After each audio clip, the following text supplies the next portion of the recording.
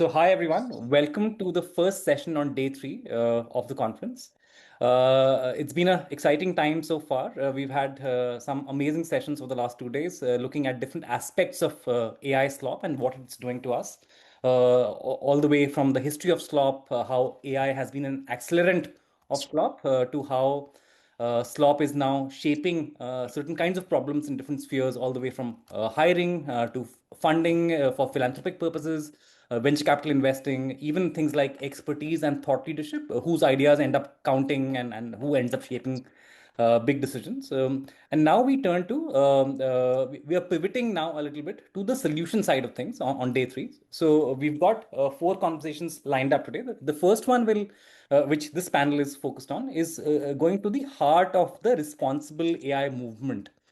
Because generative AI, of course, is created through AI, it becomes important to understand the way AI has been held to some accountability, how that whole movement has shaped up, and whether or not slop is adequately covered by the current shape and structure of the responsible AI movement, and what else would it take? How would the movement need to accommodate and organically adjust as AI itself modifies, as slop sort of becomes easy to create in different formats. So that's what this theme will be. And then we'll have three other panels through the day that look at other parts of solutioning and what this might look like from a systems change perspective. I'm super excited to actually have two wonderful experts on this, and I'll come to the introduction in just a bit. But before that, do want to lay out a little bit of a detailed context in addition to these kind of very brief opening remarks on why we thought this panel was so important. So in economics, there's this thing called a costly signal, which conveys real information when it's costly to produce, right? So that costly signal could be a white paper that's written with by someone who has years of experience on that topic. It could be a PhD dissertation. It could be a cover letter that reflects true interest and true passion of that person applying to a job. And they've done the hard work of actually researching that company or figuring out what that thing is about and how it aligns to their interests. Now, these signals become very important because these are mechanisms on how society functions. These signals then end up dictating how resources of different sorts get allocated. So, who gets the money, which policy advice gets heeded, and how policy gets shaped, or who gets that job. And so these are all allocation decisions. And when society makes good allocation decisions, then obviously there's net societal progress. Um, but when these decisions get made badly or poorly, obviously there's a huge amount of societal harm and also individual harm. So deserving folks don't get opportunity, deserving organizations don't get the money, really compelling policy ideas don't get any traction. Earlier, the matchmaking and assessment of such ideas, these processes have always been imperfect. There has because humans assess these ideas, it has always had some baseline level of imperfection and type one and type two errors, essentially false negatives and false positives. So bad ideas that get incorporated, those are false negatives, ideas that should not have been taken into account, or people who should not have been hired, or NGOs that should not have been given money. Those are all false negatives. Similarly, deserving people, deserving NGOs, deserving ideas not getting traction. Those are all false negative sort of people who should have got the money and aren't getting the money. So both false positives and false negatives. And there's this whole stream of work called Spencean signaling, which sort of talks about equilibrium that get achieved through this. Now, what AI has done, it has made it trivially easy for anyone to create a high quality signal, right? Anyone overnight can create 100 customized cover letters. Anyone can write 5 very compelling policy papers on different topics, things that they may know next to nothing about. So they can appear as very convincing, as very knowing, and but actually there's no genuine expertise, there's no genuine passion backstopping the ideas they're putting forward. And this is leading to some fairly suboptimal outcomes already. So for instance, last year, PhD job market paper from Dartmouth and Princeton. So they analyzed data from freelancing platforms, and they found that when this happens, then actually the best performing people lose the most, and the least performing people, the lowest quintile, wins the most, right? So it's already upsetting equilibrium, and it's happening in different kinds of situations. So this almost becomes knowledge pollution, epistemic pollution in our information commons. A society has a certain amount of information commons, the information that helps it shape certain decisions. And when that information commons becomes polluted because the information somebody is projecting is not correlating with who they claim to be, the expertise they claim to have, then it leads to some very, very poor outcome. So that's what's happening. And others have said that this is almost like microplastics in the environment, right? Where you have uh, diffused kind of stuff happening, and it's really harming. Now, and this is not just it's accelerating as more tools get built on top of these models. Now, obviously, this is something that needs to be looked at, regulated, managed, and what kind of systems should be put in place to look at this? Is it purely something that will get solved through individual willpower, where people are almost nudged into doing the right thing? Super unlikely to happen. Is it going to be some regulation where certain things get allowed or disallowed, or certain design principles in the product space? So all of those things become open. But what is very clear is that responsible AI as a movement will have an important part to play in this. Now, and at least from our reading of it, there is a blind spot that needs to be looked at more carefully. So, if you look at the responsible AI movement, and I won't take too much more time, it has gone through several phases of evolution. Starting, let's say, in 2012, 13, 14, it started with algorithmic bias kind of instances. There were some important cases about sentencing tendencies and all of that, and hiring. So that was the first kind of phase, I would say, of responsible AI, algorithmic bias, and so on. Expansion then happened to privacy, Cambridge Analytica, etc. Happened. So privacy and data and all of those things. And then more recently, it's also expanded into things like worker rights, the people associated with the supply chain of AI. Are they getting paid? If somebody provides the data, or if the AI gets the data, who owns the benefits from that data? There's also this thing about safety that's come in, safety and existential risk that's come in, and then there is a strand on misinformation, disinformation. But the way misinformation, disinformation is framed really as intentional adversarial actors introducing misinformation in a way that can be proven, and there is clear intention to deceive. So, in our opinion, that is kind of getting to the slop issue, but not entirely, because right now the slop issue is much, much more ambient. It's not adversarial actors. It's actually like purely rational economic agents, right? So humans, individuals, organizations who are using these tools in their best interest to try and get a job, to try and put their policy idea out there, right? To win that contract. Now, but they're doing it in a way that where the actual capability that they hold, or the actual interest that they hold, is not at all what their articulation of that projects, right? Or that link has broken down. So what this is the question we'll now get to the heart of, and we've got two fantastic folks joining us to discuss this. First, I'll introduce the panelists, and then we'll jump right into the questions. We've got Jibu Elias, who's the country lead for Mozilla's responsible computing work in India, and one of the foremost authorities on India's AI ecosystem. He co-created and led research at India AI, the national AI portal of the government of India, for 5 years. He serves on a number of expert committees across the world, including the OECD Working Party on AI Governance, World Economic Forum's Global Future Council on AI. He's also a responsible AI fellow at the Stimson Center.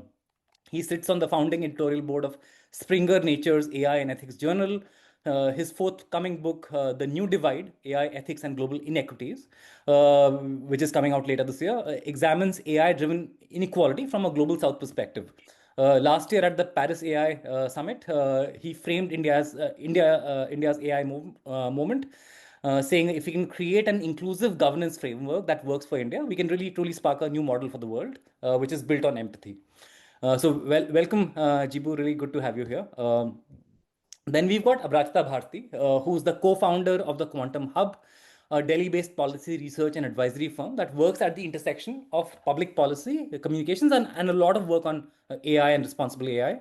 Aparajita holds an MPP from Oxford's Blavatnik School, where she was one of the youngest members of the class. She has built her TQH into a very respected voice on technology governance, equity, and digital rights. Her writing spans platforms such as the Mint, Hindu, Hindustan Times, Financial Express, and covers topics from data protection, gig worker rights, children's internet safety.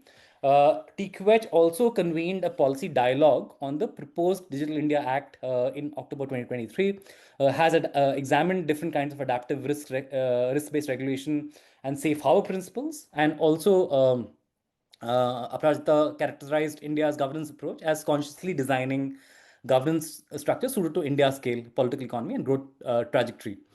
And also said that India's 25-year-old IT Act is training under the weight of today's digital economy. Welcome, Prajita. Really good to have you. And with that, let me just jump into the questions. We'll have about 6 macro questions over the next 70 minutes, and then we'll have about 10 minutes for audience Q&A. Let me sort of ask the first question to both of you. Tell us more about the responsible AI movement. It has obviously emerged from certain catalytic incidents that I described, and the movement, of course, is in response to those things, and it's sort of evolving. It has evolved, and it's solving very important problems right now. Uh, Before we diagnose what the blind spot is, what might be missing, let's look at what the movement has actually achieved and what are the big things that are now happening, which wouldn't have otherwise happened. And from there, we'll then discuss what the blind spots might be, what might be the natural boundaries of the movement as it stands right now. But let's look at the stuff that's already happened, right? So I'll turn to you, Jibu, first. So you sit on several global committees, councils where these frameworks are shaped. You've been at this for the last 10, 15 years. From your vantage point, what have you seen this? How have you seen this evolve? And what are the aspects in the responsible AI movement that are really precious and which we should not take for granted? So, the whole responsible AI movement, I will say it started from a different context. It started from a context as same as we use carbon footprint or, from a ethical washing in AI, I will say. It was a way of certain companies to bring up this word, put some principles to ensure that their enterprise customers are okay with adopting their systems and solutions. So that's where, interestingly, where this originated, right? Now, responsible AI's biggest achievement is that it actually made AI governance real, right? It, as Neeraj, you mentioned before, it turned questions on bias alongside with other issues like, let's say, accountability or safety. Importantly, the procurement, into larger operational questions, right? And rather than keeping things in an academic concept, right? Like there were papers coming on the philosophy of AI, books, books like ones by Nick Bostrom, Jim Barrett, all has came out like a decade or more than a decade ago, right? But so that's what. But what has changed, as you asked about the paradigm shift, is that essentially it was built around one assumption, as you mentioned, with regarding parallel allocation or credit scoring or all these things, right? So it was essentially built around assumption that that AI is evaluating humans. So that's where the hiring comes in, right? That's where the policing systems comes in, right? But what has happened actually is that the movement did not anticipate the problem going the other way. That is human using AI to create or for a better word, simulate credibility, like you mentioned, at a larger scale, right? So that's what it has changed. And I wanted to add a point to what you mentioned in the introduction, Neeraj, is that it's not that all this slop is making things difficult. It's that our systems became quite complacent over the years, right? We have, like, for example, take hiring. I have hired many people throughout my career, right? But at no point I have asked anyone to submit a cover letter. I believe cover letter is the one thing I hate to write. And it's like, I never felt that need. So my thing is, I will look at the CV where you can't lie, where you can't put slop, as a factual statement. And then you get on a call where you will get an idea, right? No pre-prepared questions, no, it's a random conversation, you will get an idea. So the leaders in any organization stop doing that. they dumped all this thing on HRs to do the things, right? So it's the same thing. Like I will tell you another example. Like if and it's also not that everyone is creating the same quality of output with AI. That's another thing, right? Yes, it has somehow level the playing field. But for example, I get a lot of articles to review, a lot of papers to review. I get papers submitted by a lot of academicians in tier two, tier three cities as of now, right? And the moment you see the title, the moment you see the first paragraph, you're like, of course, it's a generator, right? Because it has nothing to do with the work they have been doing. It has nothing to do with an existing concept or a notion. It's purely generated. Now, but on the other side, right? If I am to write a same situation or a paper, let's say I wanted to write something about biryani, a random thing, right? A normal thing will be like I will be putting a prompt in whichever LLM one use, right? Hey, give me 1,000 word piece on biryanis. But only an expert will know, you know what? Why don't we add an extra paragraph about why Bengali biryani has aloo in it? That'll be interesting. So that expertise still values because I am saying it very clearly, right? Whenever, so if you know that extra bit, your work will be extra, or else it's going to be very basic. So again, journalism, I come from a journalist background, in Aparajita and all that. I worked a while ago and I ran journalistic organization, co-found, was a part of a founding team of another one. So the same thing happened there. We forgot that the original journalism means on the ground reporting, which is still valuable. The moment we went into the clickbait, I mean, I'm very not so proud to say, but as throughout my journalist career, I have written some of really wonderful pieces I'm proud of. Even calling out Cambridge Analytica and many of those things. But the article that got most number of clicks in all my career is an article called "How to Get Out of Friend Zone." Unfortunately, right? So those kind of stories never meant to have that value, but we got complacent. We started writing that kind of things, right? So that's one thing. Now, coming back to the original question about what I think the paradigm made it blind to the responsible AI. It's like larger from an inside global governance space. Like now, the whole paradigm has I think looking into three kind of gains, right? Like one thing is it has kind of finally normalized risk assessment and documentation part, right? Now it gave importantly it gave regulators a language to act, right? It's not an easy thing, right? And finally, it made companies accept responsibility for not completely, but still, they are aware the responsibility will be on them on whatever downstream impact that happens, right? So those wins matter a lot at this point from where we started and where we are. But like you said, the paradigms blind spot is actually structural, right? Like, so it treats harm as something traceable to a system's decision, right? But on case of now coming back to the case of slop, it's different, right? It's a larger emergent property of a mass productivity tool. So that's the largest shift that we have seen. And it's not that it's about how these models are, how bad are it. It's actually, like I said, it's about how degraded the environment, the signal environment has to be. So responsible AI has solved problems of not completely, but question the problems of unfair algorithms. But it hasn't solved the problems of what we can call something like synthetic legitimacy. So yeah, to round up, we built this governance or responsible AI narration as a, considering that AI as a judge, but we didn't build it this governance structure for AI as a authority or a ghostwriter or however you want to put it. Yeah, thanks, Jibu. Thanks for sort of acknowledging, like sharing that. And also, what basically you're saying is that it was built where AI was still large, right? You could do only the large players was running AI. So, and humans were not really running AI, but now it has really decentralized. It has seeped into society. Everyone's using this. So the paradigm hasn't kept pace, is what you're saying. And yeah, we'll definitely double click on this.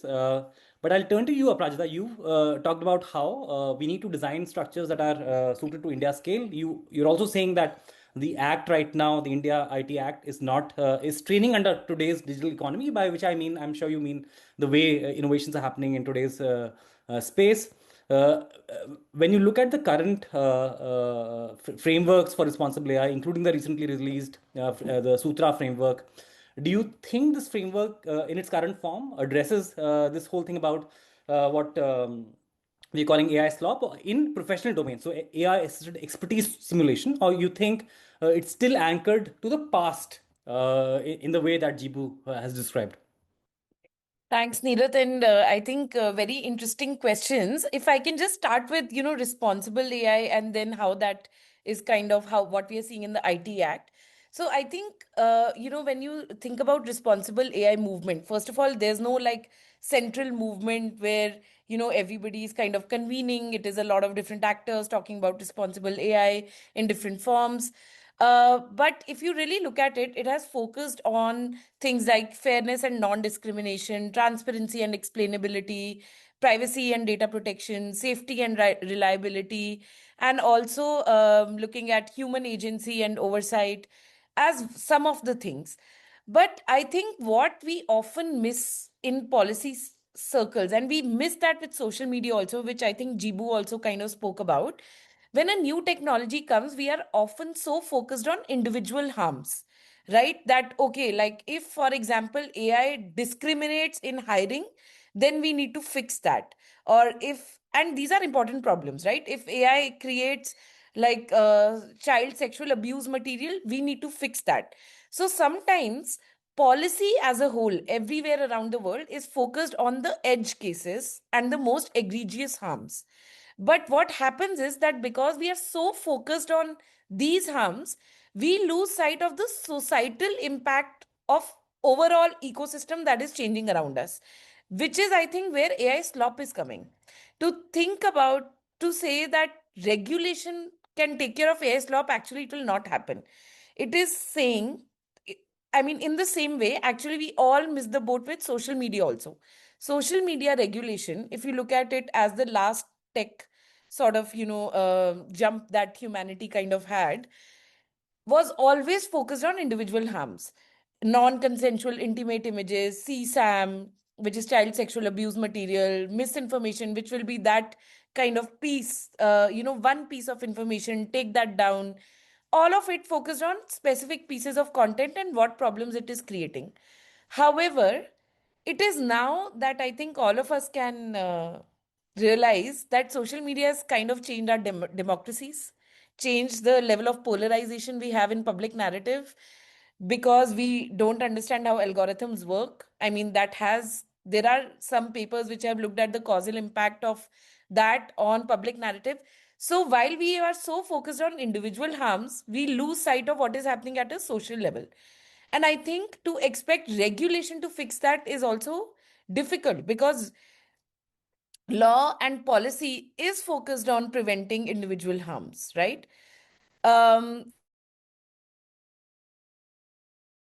Last week, right? In India, I think government of India realizes that, for example, the scale of these individual harms is increasing so much with AI. Until now, it was, I mean, already the problem was very high, but now, as you were saying, the cost of creation of any harmful material and useful material, both, is very high. So therefore, now there are, the new IT rules that have just been notified in India focus on disclosures, that anything that you create using AI, you have already some kind of disclosures are already there. There is some kind of a hash bank which gets created, which basically says that something is AI generated. Users are supposed to disclose, and a lot of platforms, a lot of responsibility has been put on platforms as well, that if they detect that something is AI generated and the user is not saying that it is AI generated, then they have to label it as AI generated. And then you have, basically they have made their intermediary liability kind of conditional on them being able to do all of that.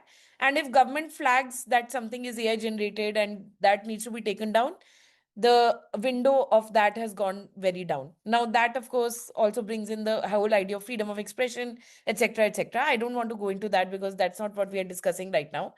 But I think that is one form of AI slop that the government is trying to already regulate, because they are realizing that within AI slop also, even harmful AI slop is going to go up. So at least let's try to first look at that. I think, Neerath, what you are discussing is actually unharmful AI slop. Like, for example, I put in a bad job application. It is not ethical, but it is also not illegal, right? Like, if I haven't put in effort in my job application or my paper or whatever I have written, an opinion piece, it is we can all argue that, okay, I've not put in enough thought and the cost of creating it is very simple. I mean, it has gone down so much. So it's probably not ethical, but is it illegal? No. And I think that is where regulation has always struggled, and it will continue to struggle. And that is, I think, what responsible AI movement has completely missed, if you ask me. That what is it doing to society as a whole when the signals, as you were saying, there's so much noise and it is very hard to kind of catch the right signal. All of us who do hiring, we are all struggling with it. I also run YLAC, Young Leaders for Active Citizenship. We run 10 fellowships in a year. The number of applications to each fellowship has gone up so much because it's so easy to fill the forms.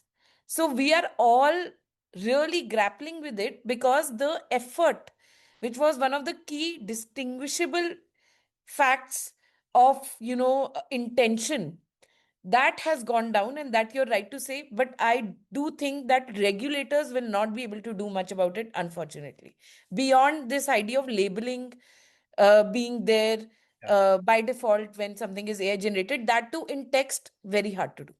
Yeah, no, I really like the way you structured this, Aparajita. So essentially, you're saying I'm just sort of trying to put this in a way that lends itself. So you're saying, first of all, it's a lot about the focus is right now on first order individual harms. If you think about this as a two by two, so individual versus systems, and then first order versus second order, right? So a lot of the focus right now is just on the first order individual stuff, and then also what is harm?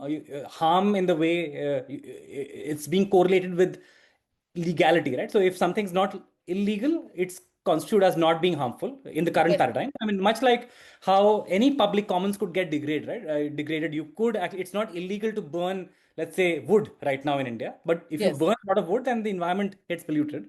So law, of course, is a lagging indicator. The law of any land is a lagging indicator of the problems that society faces, right? There's a huge time gap between the problem and the law catching up to that problem. So I do want to double click on some of this, but thanks for laying out why, at least at this point in time, you think the legal frameworks may not fully get this, and hence deliberation might be required. So, with that, let's look at the reasons. I want to double click on the responsibility AI movement itself, and like you said, Aparajita, it's a heterogeneous. It's not one movement. It's multiple actors, multiple coalitions across the world doing this. So we researched about. We did a meta analysis of some 40 responsible AI documents, research papers, declarations that were made between 2024 and 2025 across the world, not just India. India had some 7 or 8 of those, and the rest were outside of India. And not one of them substantively engaged with this framing of the second order problem, the collapse of costly signal, the flooding of the knowledge system with AI generated artifacts. Even though everyone, like if you look at it anecdotally, everyone's talking about this. You yourself mentioned this is a problem. Why do you? I just want to understand the roots of this oversight in a slightly more nuanced and granular way.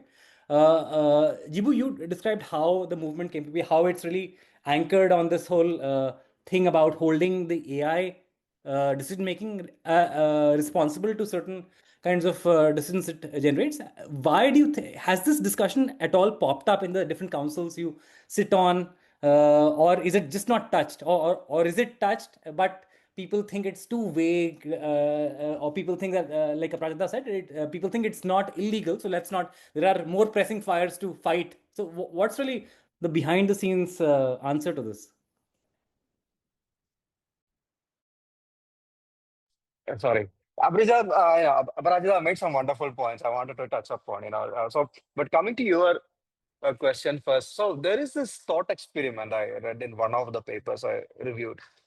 It's called it was pre-generative AI. So that's a one thing, right? The responsible AI movement occurred when we were using, we were optimistic about AI. We were thinking, machine learning is gonna cure disease, or detecting diabetic retinopathy or cancer screening is happening. That's when this whole thing came. We never thought about, the whole generative AI as we see it is only like 3-4 years, 2023, right? 3 years old.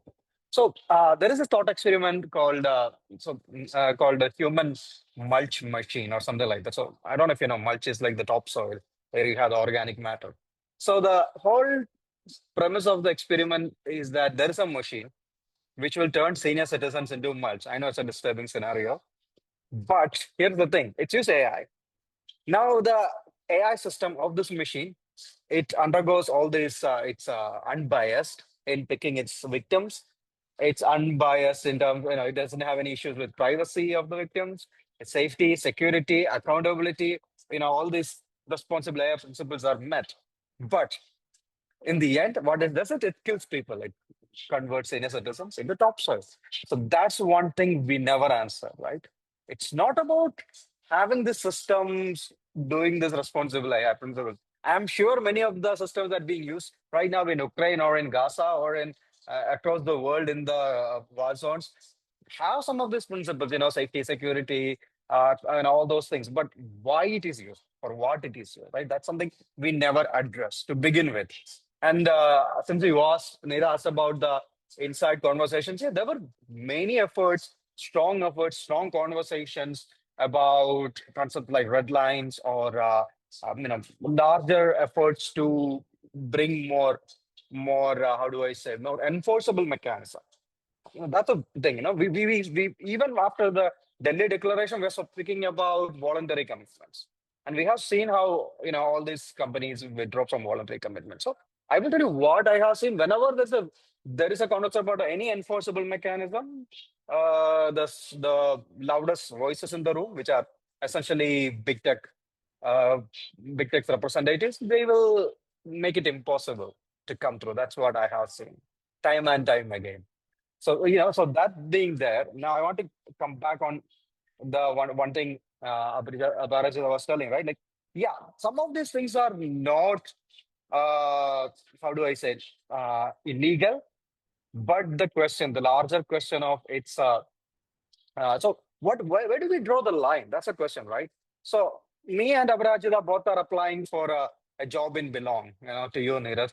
And, Aparajita being an expert in policy session, she used AI for maybe improving the language or maybe for fixing the grammar. So right now, even Grammarly is full of generative AI, right?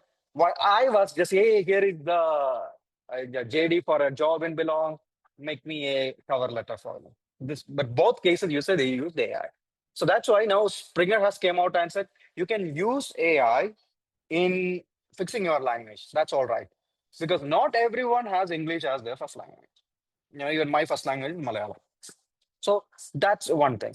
But then there's a second question. I'm going back to the biryani analogy. I'm writing this thesis on biryani, and I'm asking, hey, can you tell me what are the other dishes across Central Asia which are similar to biryani?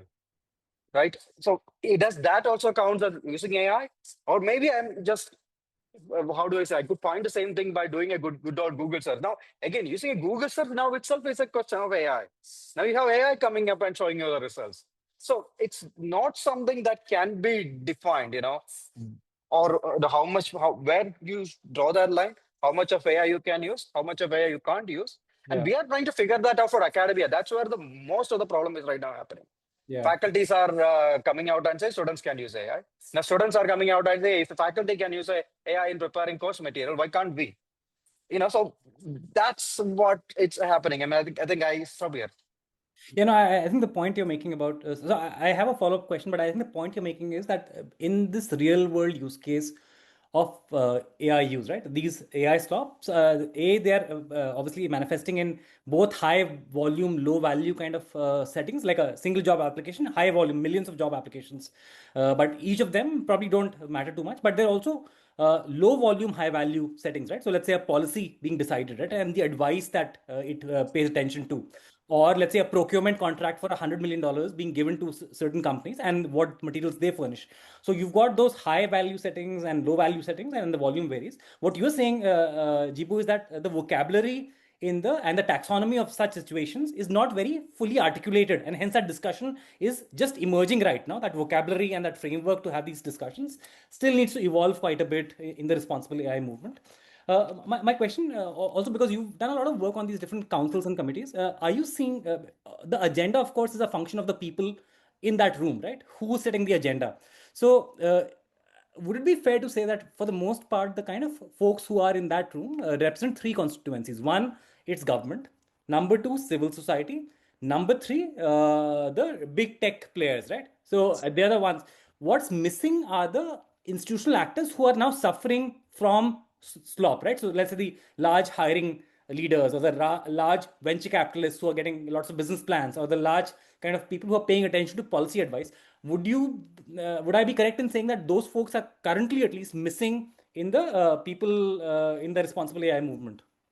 No, they actually comes under the industry, right? The big tech venture capitalists, they all been, are I have seen them represented No, but everywhere. are they coming in at it from a funder of the AI tech or the recipients of the AI's harm, right? They're probably coming in because they've invested in these models and so on, right?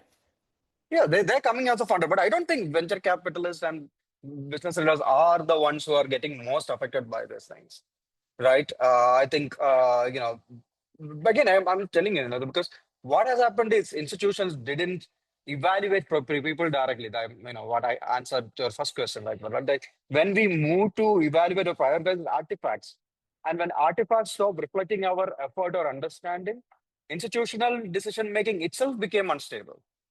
Right, and we are just seeing the consequences. I again tell people why now education is in a whole mess right now is we didn't do anything for the last 4 decades. We still, I when I was studying my undergraduate degree, I still had my faculty reading out her master's degree notes.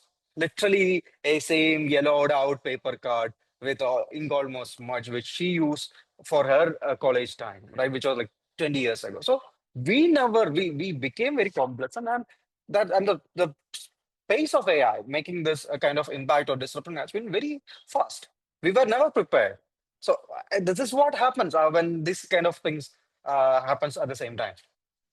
Yeah, no, yeah, 100%. This moved so quickly.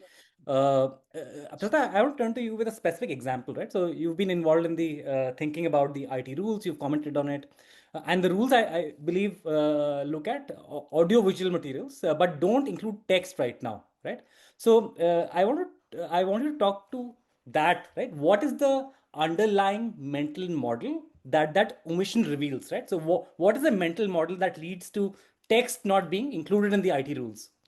And is that pointing to a blind spot in the vocabulary, in the taxonomy, in the harms that are being registered and recognized? So, Neerath, I think, in fact, the first draft of the rules did include text. But a lot of organizations, including us, we said don't include text in that.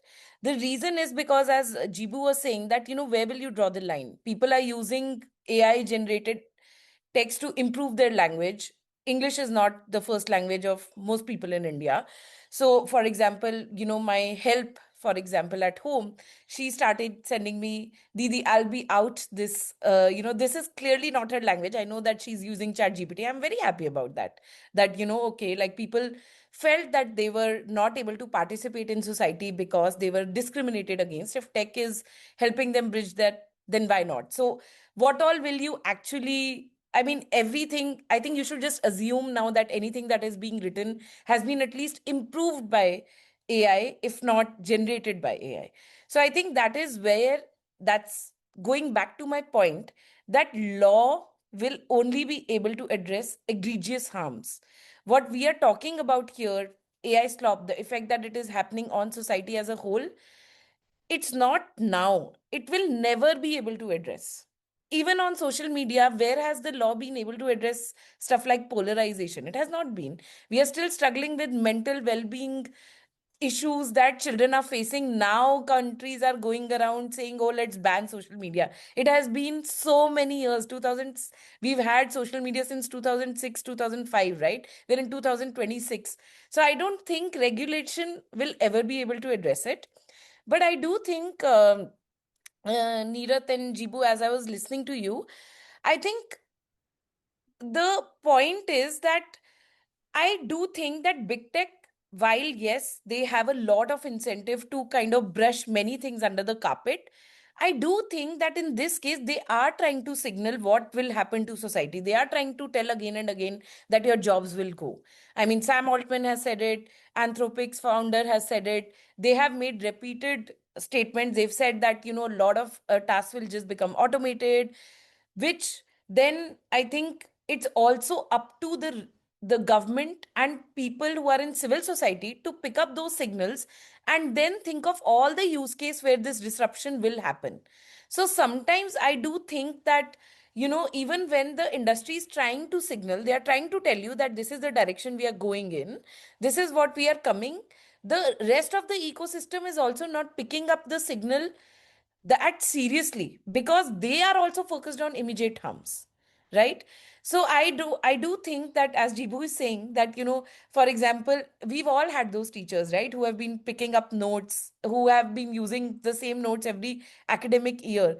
So first of all, shortcuts are not new. Shortcuts, and every ecosystem, for example, every different academic ecosystem has a different ethos around shortcuts. For example, when I was in India, I did not even know the word plagiarism. When I went to study outside, I first heard that, oh, you have to do footnoting, you have to, okay, this is plagiarism. Because I was so young when I went, I just didn't understand, like, there is some ethical boundaries around this. So I think the ethical boundaries, I mean, other institutions have to define around, uh, what the new technology is. You cannot park all responsibility on the institutions that are even creating new technology. For example, I mean, we are doing this conference on Zoom. Just think back 6 years ago, even video conferencing, I remember there was so much value that was given to in person meetings. If you wanted to meet the government, you had to show up in person. If you tried to do it online, you were just not serious about it. So but society adapted. We've now kind of have an equilibrium. When do we meet in person, when do we not meet in person? So some of this will definitely also happen organically. But institutions, I think education institutions and people who engage with scientific research have to define the new paradigm of ethics around this new technology as well. We cannot park all responsibility on organizations that are creating new technology. And when it comes to hiring specifically, because I think that is a trouble. I mean, as an entrepreneur, I'm on that receiving end, right? I am struggling with that slop. I think Rohit and I have spent so many times discussing that, how do we deal with this? And as a small organization, bigger organizations have a lot of redundancy in their systems. They have a lot bigger hiring teams. They will still be able to absorb that cost. But for a smaller organization, that cost is even higher, because the number of applications that are coming to us are increasing. We cannot have like a 10 people hiring team which is looking at that. Then what do we do? So I think that is where, and this is not a matter of law, IT Act, any, I think this is where we need to, think about other institutions that need to come, handhold, and draw boundaries around this so that society can move to the next equilibrium. And hopefully that is better than what we had, because even the one that we had earlier was sort of imperfect. Yeah. I think some very important questions, Aparajita, that I'm taking away from what you said, right? So first of all, is there a problem? Yes, the public commons are getting polluted, and lots of very important mechanisms in society are suffering, right? So matchmaking mechanisms of different kinds, which are very important mechanisms. Now, clearly, a technology has arrived which enables anyone to create stuff which is spoiling these mechanisms. So the first question is, whose responsibility is it to fix this, right? And in a triaging kind of a way, when will this likely get fixed, right? So at least it's my belief that this is a market failure. I don't think this will be something that the creators of the LLMs will fix it, because this is not something they are being held accountable to. Also, I do think there's some public kind of government interest, but there are multiple pathways through which the government or can operate, right? All the way from the binary banning of it to, let's say, creating even pools of capital to educate people, to nudging them to run. I mean, there's a whole spectrum of solutions available. And of course, what you're saying is that, look, it's not just going to be one side or the other. It's the responsibility does not necessarily sit with the creators of this tech. It also, you're saying, is not something that's going to get regulated, and yet there is societal harm. There's harm that's happening in a very big way, in a way that leads to more. So yeah, I think whose responsibility is this is something that we need to think more about, and it might be like an amalgam of actors. So now let's look at, and you talked about social media and the conversation that's happened in social media, right? And because now we have 15 years of social media and law, and the discourse takes time to coalesce into certain themes, right? So now we understand that, look, there's this attentional capture that's happening because of social media, because of scrolling, these mechanisms. There are these dark patterns that exist, and there's now regulation in certain countries which is banning social media. And I know people have very different opinions on that, whether it's a good thing or a bad thing. Uh, in the same way, there's credibility hijack, right? And I think that's happening because of AI. So my question then is, what is the closest parallel we can draw to even frame what solutioning might look like, what who needs to be in the room to solve it, whose responsibility is this to solve it, right? So um, Jibu, you sort of talked about synthetic legitimacy. We call it, in the same way you have artificial intelligence. There's artificial intelligence tools now give people artificial intent, right? So they communicate an intent which is not truly organic.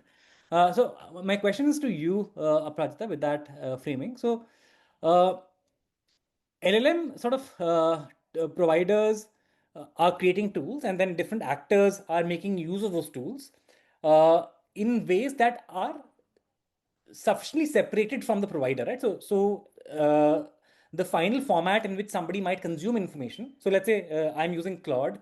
I don't know anything about energy economics. I write up a white paper. I do some research. I write bullet points, and then I take it to another tool, create a presentation. Then I say, okay, I'm smart enough to know that if I don't edit it, it will be perceived as AI. So I do that. But the core thought is not mine. Okay. So now I've moved 2 degrees away from the actual platform, and I submit it to a bureaucrat who's looking at ideas, and they somehow find my narrative fluency, which is very nicely structured, very good, and they take my idea seriously, right? And it may not be the most reasonable idea, the most efficient idea. Now, this is very different from social media, right? Social media had immediacy. Whatever you were seeing on Facebook or Insta was on that platform. This is 1 or 2 or 3 degrees removed, right? It might shape up a research paper that somebody else writes, right? And then it shapes. So we've got a chain which is much longer.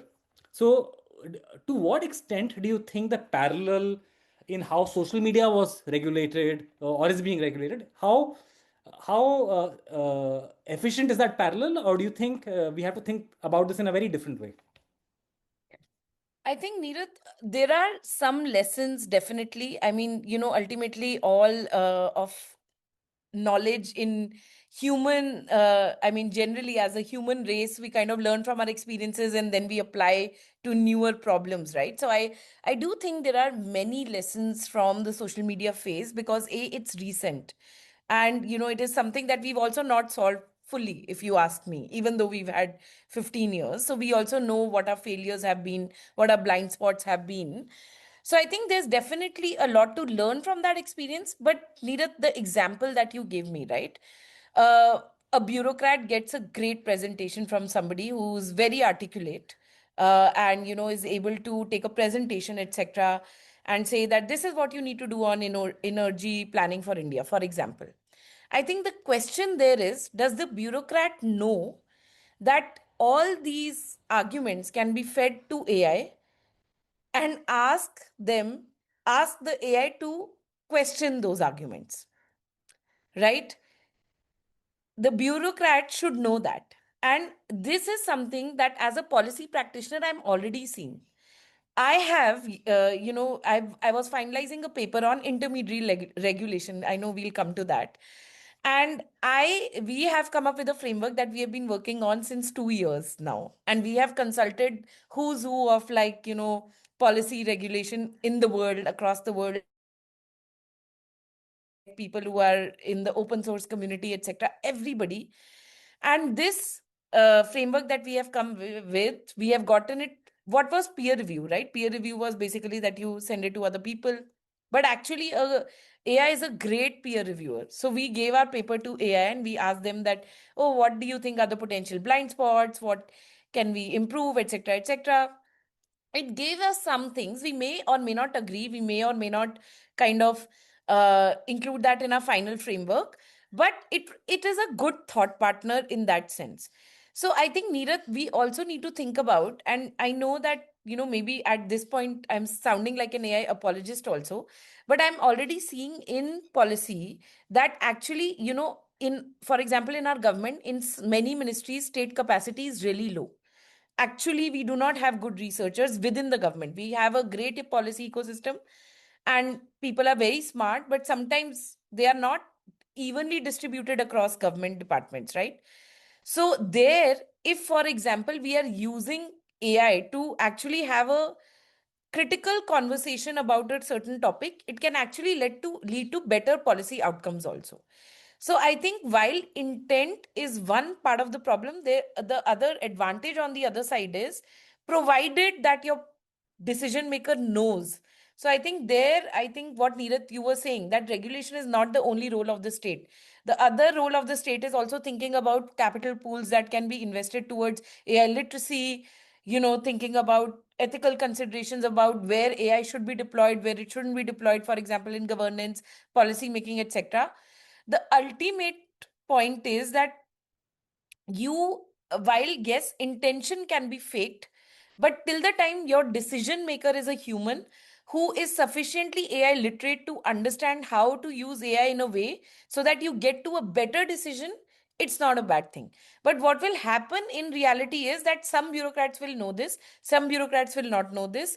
So they will have different comforts of, using this technology. But that is what we need to fix very immediately as well. And which is where I think government needs to move beyond a regulator to also an enabler, which it is trying to do in certain ways. But is it looking at all pools? Like, for example, is UGC engaging with all the professors? Is it looking at what the university ecosystem, how that looks at that problem? Is there are different there's one is horizontal regulation, one is sectoral type of thinking that needs to happen around how AI is being deployed in every context and what are the guardrails around it. So each sector needs to get activated and very quickly. Some sectors which are high risk have already gotten activated, SEBI, RBI, health, because these are high risk kind of sectors where the harms are very immediate. And this is, akin to, for example, and I'll come to, what are the signals, how do we separate it in the next intervention probably. But essentially, some of the sectors which are very high risk have already gotten activated. But some sectors, for example, education, where the struggle is there, but it's not something that is immediate, they are taking their time. But the government needs to push everybody to get activated because the technology is diffusing very, very quickly and unevenly, of course. Yeah. No, I agree absolutely with the direction you're pointing to, Pratha, about building AI kind of literacy in the bureaucracy and getting them to use AI as a critique, as a coach, ask the hard questions when somebody comes with ideas. But there are two kind of issues if we just rely on that, right? So the first is that this is like a game theoretic arms race, right? So obviously, if you're proposing ideas, you'll know now that the bureaucrat will assess that, and you can ask the AI to have answers to those possible critiques. I mean, that's super easy. So that obviously will happen, and then there'll be a second cycle. It'll be a vicious cycle. But the second point which I'm making, I think, is slightly more important, which is the role of tacit knowledge, right? And what constitutes as knowledge, what really is expertise. So when we separate the person proposing an idea with the substantive content of the idea, what we are saying is that the value isn't only the substantive content, right? And not in the person. Now, however, certainly in expertise heavy domains, that's not the case. A person has a certain codified idea only because they have so much more tacit knowledge of that domain, right?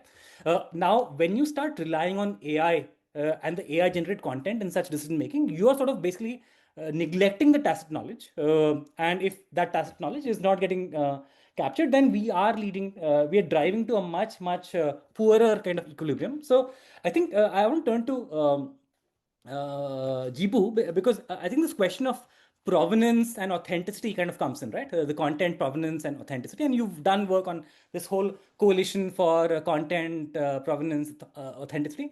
Uh, so I have a two-pronged question. Number one, how have you seen that whole thing evolve over the last few years? And do you think there is a narrowness with which we have defined content provenance, right? Right now it's a very technical definition that, look, there'll be some trace of how that information has muted itself, and whether there's watermarking, and whether there's a digital trail of that information getting created, etc. But actually content or idea provenance and authenticity is whether the idea being proposed is grounded in the proposer's experience in their life, right? So their offline life is informing their articulated idea, right? So that's provenance of the idea. So first, if you can share, how have you seen this whole content provenance thing evolve, and what do you think it leaves out at the margins of that provenance definition? So, I don't remember working on anything like a correlation. I don't know if I don't remember, but yeah, it's an important question. So I think I will start by doubling on something Aparajita mentioned, how we submit the ideas to bureaucrats. Now, what if the bureaucrats still be using AI, right? And I don't know if it's right to say here, but I have heard from very senior bureaucrats itself how they have used generative AI models, and some of the use cases were very shocking. Right now, that's a larger question, right? Like, if we submit something, it's a different, but then again, what is the value they are bringing, right? So that's one thing, right? So now the question of originality and idea, that's I said, right? Like, uh, I will bring this back to another area that has been creating a lot of noise right now, the job market, right? Like, you look at the job that has disappeared, right? Entry level job. Like, I don't know if you have read that paper written by Stanford professors on called Canaries and Coal Mine, right? So entry level jobs have disappeared, but where the more and more requirement is happening in expert level jobs, right? Where you have that kind of domain expertise and other things, right? The same thing is happening in the other ways, in whether it's content or in the creation aspect as well, right? Whatever that was easy to create, whatever that was on a surface level, yeah, that's being uh, you know doesn't provide the same kind of value. But the expert knowledge, right? Like whether you are submitting a policy proposal or whether whatever you're doing, that expert knowledge is still going to play a key role. That's what I have seen, right? Like, I have used AI tools in fixing my. I mean, there are certain areas in which I consistently used to be bad at, and that used to be in emails. So, like, my former boss used to tell me that, Jibu, if you can fix your emails, so I have this issue where my one hand is faster than the other. So when I type, it's a chaos. So this was recreated in this kind of emails which were very bad. And then when ChatGPT first showed up, I mean, we were talking with GPT-1. In India, you can find the old articles we wrote with GPT-1, which is absolutely ridiculous when you look back now. But we have been doing this kind of things. But so ChatGPT came out, it was like, oh, now my emails will be good. But right now I'm back to embracing what those misspelled or scrappy emails. Because now many people were used to say that, hey, you know what happened? Your emails are different. Because that used to be an identity of mine. Yeah, Jibu sends email with typos. It used to be a thing. And people who know close to me know why that typos happens. I mean, one letter will open switch when you're typing with both happens, right? This kind of thing. And what I personally also feel is we are going through this phase where a lot of people believe we will see a better example will be, look at fabrics, right? That rather than social media, right? And I recently I got into into a lot of Indian fabrics, Balaramapuram handlooms or Mangalagiri silk, Modal silk. And I'm proud that I can say all these names as well. They're different kind of fabric, different kind of the Ajrang pattern, all those patterns, right? So there was a time when we were obsessive about all these polyester clothing, right? The Bombay dyeing, Vivaldi, or even the Reliance history, you see that way, right? So, and I grew up in Kerala where there used to be a trend, we had handlooms, but during the 80s and 90s, there was this Gulf boom, and people used to wear all these polyester lungis, which is like very printed ones. And now, which has totally disappeared. We have gone back to the good old handloom, hand woven one. So I also feel a similar trajectory is going to happen with AI or content itself, right? And interestingly, I'm seeing more and more people going to offline. Right. I mean, there's a whole trend in TikTok, which we don't have in India, but in TikTok where people shows their tote bag and say, hey, this is my offline tote bag. Right. And what is that offline tote bag? It has a music player now. It has a book, all these things separated from our smartphones. More than social media, smartphones has become another question of concern. So this is what happening, I believe, will happen with content originality as well, right? People who have mastered to complement their skill with AI, they have a significant advantage. I will tell you this. If somebody asks me right now, if I create an essay, or using AI, it will be totally different from somebody who has no expertise doing the same thing. It is because, let's say, again, about responsible AI, or I can look through and say, oh, this might make a difference. It might add more value. Or I know a lot of use cases, right?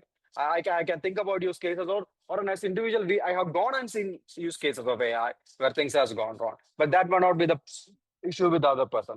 So it's also another question about how we had to embrace technology. I mean, Aparajita brought an interesting point about video calls. I mean, I don't know how many of you remember that during my early part of my career, video call conferencing means me and my colleagues sitting in a meeting room at one computer, and in other end, some other organization, people will be sitting around a computer in another meeting room. That was the whole idea of video call, right? You can't take work from home on a video call. No, you have to come to the office for the video call. Sit in the meeting room, right? And you have this fancy Cisco equipment and other things. So as technology is evolving, the paradigms are also shifting. So it will be interesting to see. I feel like next 1 or 2 years going to be critical to see how these ideas and this whole questions are going to evolve. Yeah, no, 100%. I think it's such a powerful technology and obviously has so much value. So the question of, what is that right balance or how will that evolve? So maybe I'll can you just talk a little bit about the TruePic work that you've done, the Mozilla, and what that is and what are the principles behind it that can be extrapolated? I haven't worked on TruePic. My work with Mozilla is mostly focused on AI and academia. Fair enough, fair enough. So I'll turn to Aparajita again. Now let's move into the solutions mode, right? Neeraj, sorry, can I just address this idea of like expert and who's an expert in the Yeah. AI system? One thing that does worry me, and I think Professor Stuart Russell, he in fact inaugurated the Impact AI Summit when like a few months ago when there was a kind of launch event. He is a leading thinker, and he's at UC Berkeley. He makes a very interesting point. One thing that does worry me is right now we are at a system, at a place that a lot of people have built their expertise in a pre-AI world, right? And we have, for example, if I have worked for say about 15 years, then I have had 15 years to kind of build my critical thinking skills, etc., etc. And now I can probably use AI as an enabler and improve my work, as Jibu was saying, that maybe what I create with AI will be different from what somebody creates who's just entered the field. I think what the problem that is happening, and that we've seen again, sorry, I'm going back to social media because there are lessons to be learned from there. When your creation is so high, the volume is so high, the creation of content, the person who's consuming that content just doesn't have the bandwidth to consume it.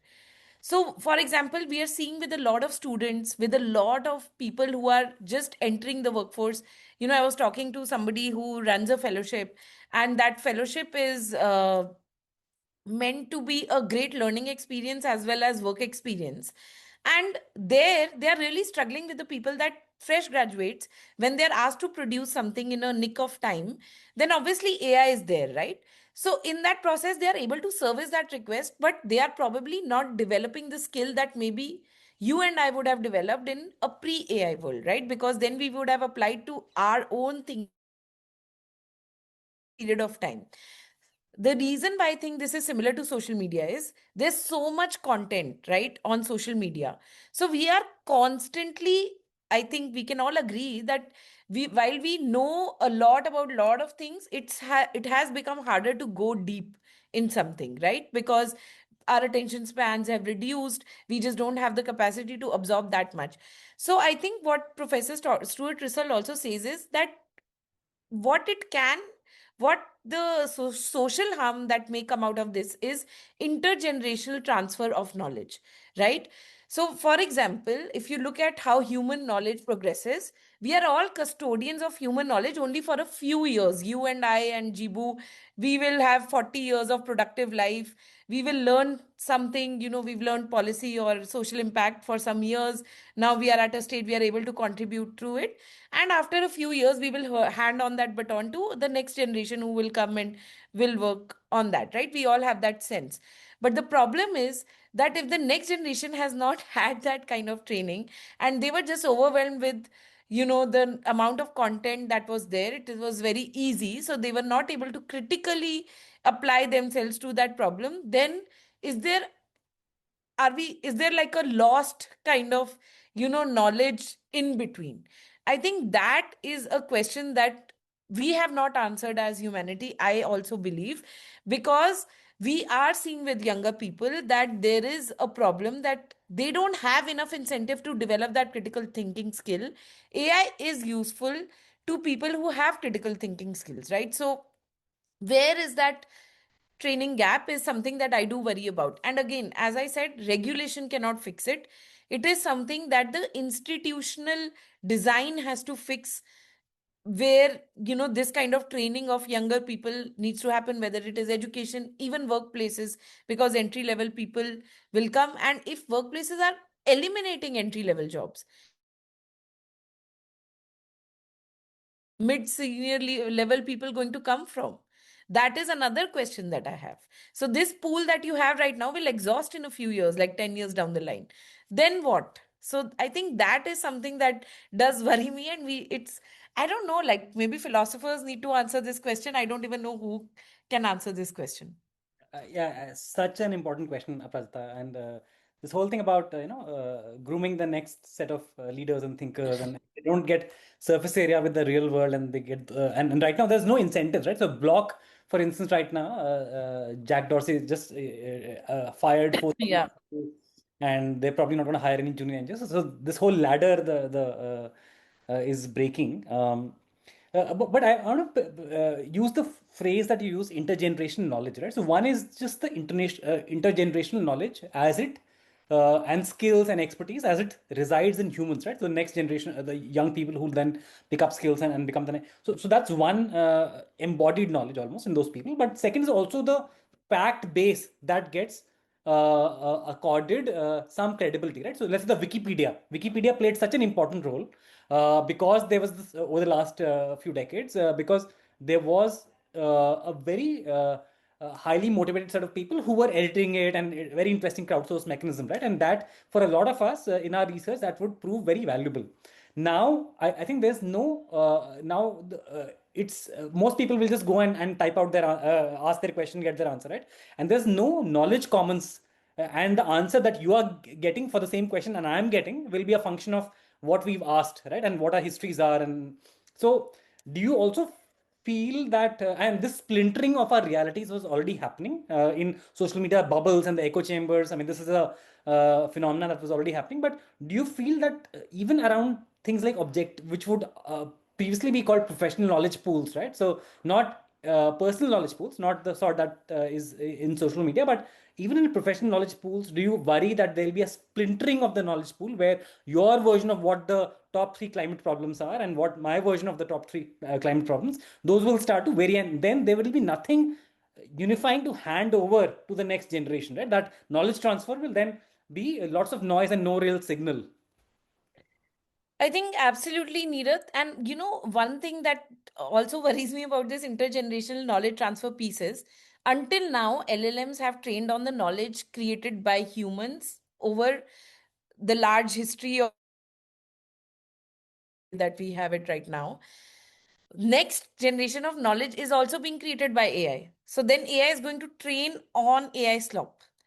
So I also do worry that this whole it's we are probably entering a pool of like very diluted knowledge, and maybe we'll lose some of progress. We will probably have this period in between where maybe progress is not linear. It is kind of meander.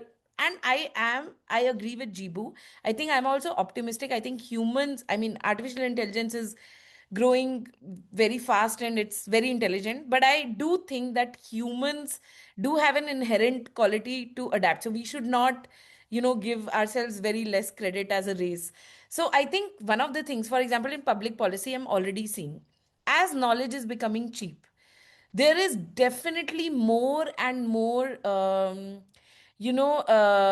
I guess market signals, like what is getting more valued, it is already shifting to more convening, more in-person conversations, more connections, who is meeting whom, etc., trying to build influence. I'm already seeing in a very small firm that I run that this shift market has already started signaling, because knowledge is cheap now. A lot of our work was just research. It is moving more and more to getting to getting to the right decision makers, having the right conversations, trying to understand spheres of influence, building new spheres of influence, etc. Similarly, this will, as Jibu was saying, that artisanal coffee becomes very highly priced when Starbucks is at every 2 kilometers, right? Humans will find a way to kind of also put the right signals on what is actually valuable in a society where knowledge becomes cheap. So I do think that maybe this exchange of ideas that we are saying, that how will this generation, maybe we'll find other ways, maybe our institutions will evolve into other things. For example, our lot of selection used to happen based on CVs and written this thing. Now we are having to do more in-person interviews. Of course, that's a huge cost for my company, because then that requires a lot more time. Somebody has to meet somebody, and people cannot fake. Even if they can fake their knowledge on this thing, you can meet a person and understand how solid they are. So I think we will adapt. There is some to some extent, some things we may not be able to solve. Slop is something that we'll have to think about. How do our systems kind of maybe in that also needed, by the way, we may end up coming with a new ranking system, right? Technology itself sometimes solves problems that it creates problems for itself. So it is possible that there's a lot of conversation on AI and copyright now.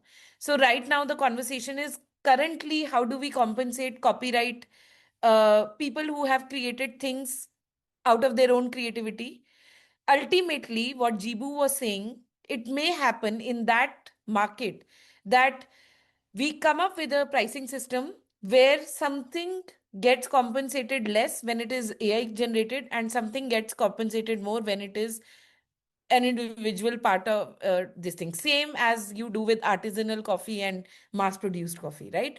So I think signals will also, pricing signals ultimately are the most powerful signals in society. And I think we will find, I mean, eventually we will lead to some kind of an equilibrium. But I think that is it's going to be a painful transition, because the pace of this knowledge, this technology diffusion is too fast for us to be able to cope with. Yeah, no, thanks for sharing that, Aparajita. So just picking up on that, so adaptation, right? Of course, I think it's super important, and I'm sure human society will do it, but it'll happen in adaptation will involve different actors. Adaptation will happen in different ways for different sets of people. So my final question before we turn to audience questions is, what do you think will this adaptation requires from the responsible AI movement, from the market itself, right? What will the small, medium enterprises be able to do on their own? What will individuals be able to do on their own? What will the government need to do? What will the movement need to do, right? And So yeah, I'll maybe turn to Jibu. So maybe just a quick 2-3 minute answer to what do you think is the role of all of these different sets of folks as we try and adapt to this. And then I'll the same question for you, Aparajita. I mean, Aparajita mentioned a very important point about AI will be trained by synthetic content, or what will that looks like, right? Like the whole process called model collapse. When AI stand on AI generated stuff. But the larger question here, whether you bring talking about Wikipedia, right, and comments and all, it's like so there is like we can't pinpoint, right? That's another challenge. Like each individual here is acting very logically, right? We all have like there is nothing illegal, right? Like I can't submit a cover letter that is AI generated. There's nothing illegal there. But the collective result is where we are having a larger problem, right? So responsible AI must now govern not only how, like I said earlier, how AI decides, but how AI produces and how AI, responsible use in high stakes knowledge environment, right? What that looks like, right? So, now we are speaking about mandatory disclosure, right? Like, what about mandatory disclosures in AI use in court, in legal systems, right? That's where we have seen a lot of hallucinated references happening in academic work, which is happening, procurement, right, or other areas. Like, then how can we think about institutional redesign, which I mentioned earlier, right? We've been complacent for years, right? So move, evaluation toward a different process, right? Like in academia now, there is a combination of written and oral submissions, right? Evaluation, right? So those things can be another thing, or now ecosystem audit. It's an unfortunate reality that we speak about AI use cases in India, but the audit ecosystem is that's a whole different question. But like, how can we do that? Like, introduce this impact assessment, right? Like that can also look into some of the things, and then the question of the public verification of this infrastructures, right? That's where the idea of watermarking, right, can come into places, right, and other things, especially in global south, and then the sectoral governance. So if let's say, how can regulate by context, like in education or in legal system or healthcare or procurement, right? So what I essentially feel is the next decade or next stage in responsible AI must protect not just from people, but from institutions, from the word I use, synthetic credibility as well. So that's a larger challenge we are facing at this point. Yeah, no, thanks for laying that out, the shift that needs to happen. So thanks, Jibu. Aparajita, your answer to that question? I think I agree with Jibu. I think we need to protect our institutions, that credibility, because it is the institutions that have to do a lot when it comes to specific, use cases of AI where there are market failures. The other thing, Neeraj, that it's been a clarifying conversation for me also. So thank you for this. But, I think the more things change, the more they remain the same as well. I think we have to go back to first principles. There are many things that markets will solve themselves. Individual actors will act in their own incentives. They have their own incentives to deal with many problems that we are talking about right now when it comes to how AI is disrupting, and they will adapt. It will be a, I think, bloodbath sort of a situation, because there's a lot of diffusion. But everybody, like, entrepreneurs have a huge role to play, I think, in this, because a lot of AI is actually doing enterprise transformation. That basically means that it changes the way people live, work, what wages they get, and that then would change the way how they consume, and then that would change the economy and the world around us pretty much. So I think a lot of individual actors are already kind of grappling with this in small and big ways, and they will do what is in their best interest, and then some kind of equilibrium will be achieved. Then there are market failures that people like us will kind of engage with, and it's our job to flag what those market failures are, as you are doing now by having this Slop conference, right, just after the Impact AI Summit, which I think, I don't know whether you timed it like that, but maybe you did. So the point is that then market failures, of course, is where institutions, government institutions, public institutions need to come and give some direction, and come and either subsidize or ban, or you have the whole spectrum of regulatory tools that you have in your pocket, you have to deploy them, and then you need to do it. I think the main job right now for people like us is to flag these market failures quickly as we see it so that some action can happen on that. Thank you, Prajita. We are at time, but maybe if there's anything that either of you would like to say that I haven't asked, that we haven't touched, that you think is important to this conversation. I think, Neeraj, just one thing that I would say is that please do this every year because, tech is changing very quickly. And I feel like if we were having this discussion last year, maybe it would have been very different. And maybe even in 6 months, you can have like a just check in to say where we ended up with. Because I think we're all adapting as we go. And, this is something that we should keep talking about. This is very important. And I think we have to signal that something is not working. 100%. This moving so fast. We do intend to make this recurring. We're also launching this digital archive called the Museum of Slop, where we'll collect stories, keep on collecting stories. So that'll be interesting. Jibu, anything you'd like to add that we haven't covered so far? Well, one thing I think Aparajita also mentioned about synthetic content, and I think I remember seeing in your email about who will be benefiting from this larger crisis or however. I had an interesting conversation with an IP lawyer who focuses mostly on the label, music label industry, and we've been seeing a lot of, for example, platforms like Spotify has a very heavy investment in AI, a strong team in AI, and who are generating this kind of AI music. And there's this question, right? Why and how, right? Like, so one of the biggest costs this platform bear is keeping royalties. Now, if the music is AI generated, and there's a whole kind of music I listen regularly to, focus productivity music and this kind of lo-fi music. Those are all AI generated. You don't have to pay that kind of royalty to an individual artist, right? At the same time, if an artist submit a song which is AI generated, right? It's there's a lot of questions that comes around as well. So it's a kind of a double standard situation, and I wanted to also mention the recent statement by OpenAI's senior executive that there will be future where we will end up paying OpenAI a share of the profits we generate by using their models. When how they scraped our existing knowledge and knowledge systems for building their own. So they want to stop here. Yeah, so you're saying the responsible AI discussion needs to also fully account for all these business model and money scenarios. So yeah. So I think thank you. I'll wrap up this. Maybe just take if this see any questions from the audience. If not, then I've truly enjoyed this conversation, Jibu and Aparajita. I think this thing is so new and it's evolving so quickly that it's really cool to get your perspectives. You've been on the front lines of responsible AI and thinking about AI policy. So getting a reality check of where things stand, what do you think are crucial problems right now, what do you think the market will solve for, automatically what will we require to adapt for, and where are those market failures. So I've taken away a lot. Thanks so much for being here and taking time on a Saturday morning. Appreciate that.